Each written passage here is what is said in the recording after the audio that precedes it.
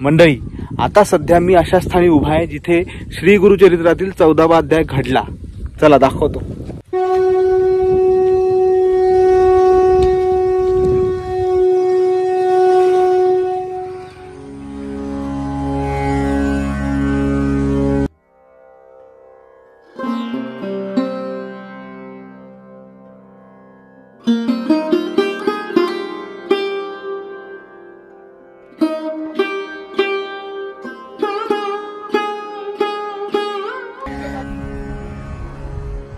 मंडळी, इथे मंदिरामध्ये काका भेटले. त्यांचं नाव श्री मधुकर रामचंद्र मुळे.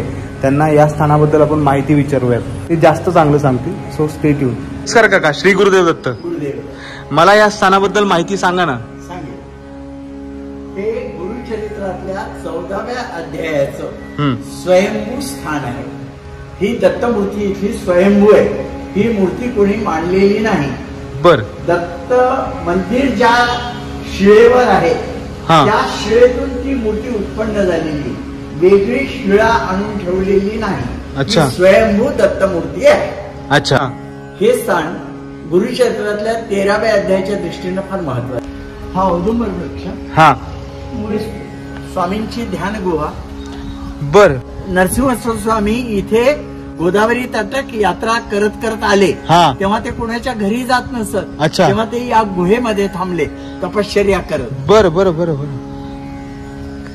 आपण आज जाऊन गुहा पाहू शकता. जाऊया. हो मंडळी, आपण या गुहेत जाऊया. श्री गुरुदेव दत्त. एक छोटूसा लाईट लावलेला आहे. छोटी गुफा आहे. आता इथे फरशी बसवली आहे त्यांनी, पण त्या काही कशी असेल, कमाल आहे. हे वास्तव खरंच भाग्यवान आहे आपण. हे बघा, इथे छोटूसा नृसिंह सरस्वतींचा फोटो आहे. आणि हे बघा, हा इथे छोटा लाईट लावलेला आहे. छोटी गुफा आहे. कमाल आहे की नाही अनुभव. खरंच काहीतरी पूर्वजन्माची पुण्य आहे म्हणून हे सगळं भाग्य लावलंय. कमाल कमाल. नक्की आहे इथे. चला आता बाहेर जाऊ.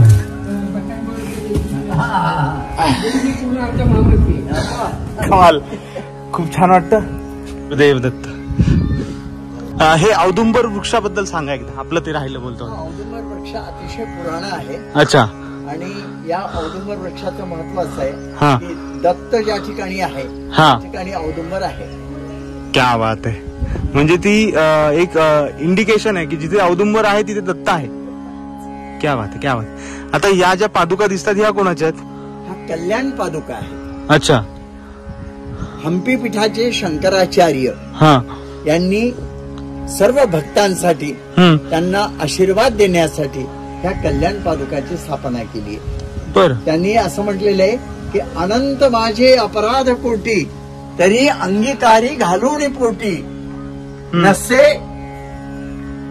अंतना पार ज्याच्या कृपेला नमस्कार माझा कल्याण पादुकला. ह्या कल्याण पादुका हंपी पीठाच्या शंकराचार्यांनी स्थापित केलेल्या. क्या बात आहे. वा. त्यावेळेस ज्यावेळेस हा पादुका स्थापन झाल्या इथे जी गर्दी आहे, गर्दी न भूतो न भविष्य, इतके लोक या ठिकाणी आले होते.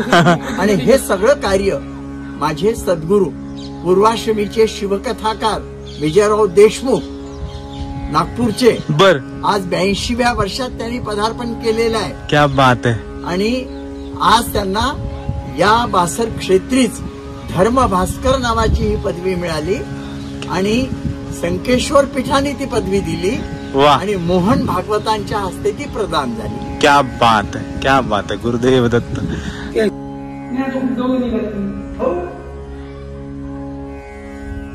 एवढी मोठी आहे की ही शिळा, या शिळेवर मंदिर आणि या शिळेत स्वयंभू दत्तमूर्ती. क्या बात आहे. हा पहाड जो दिसतोय या शिळेला चिटकून होता. बर. तर याला अनेक ब्लास्टिंग केले.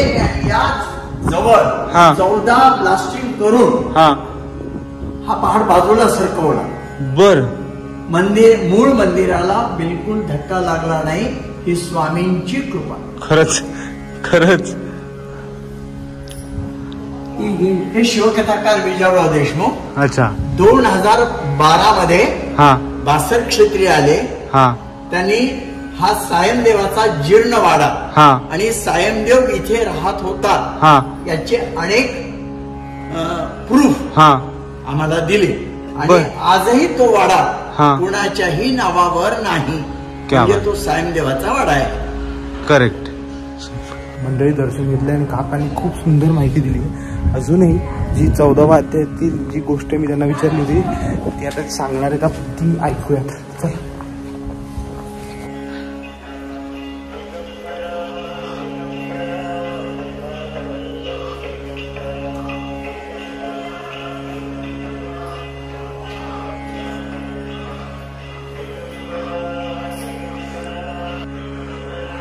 हा काका सांगा. गुरुचरित्रातल्या 14व्या अध्यायाचं स्थान नरसिंह सरस्वती आम्ही इथे आहे.